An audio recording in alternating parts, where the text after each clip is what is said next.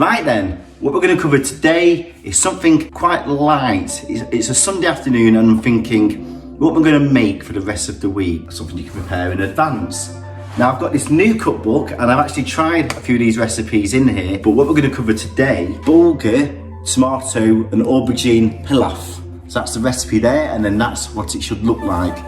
Tried this before, absolutely brilliant. My wife loved it. So easy, so versatile, so healthy. So the ingredients you need for this, of course, you need cold pressed virgin olive oil, a couple of aubergines, a couple of green chillies, a large onion, date molasses, coriander. You can either use fresh tomatoes or chopped tomatoes pre-done, or a combination of both. Tomato puree, garlic, ground cumin, and also ground cinnamon. Salt and pepper, 400 litres of boiling water. So let's get going.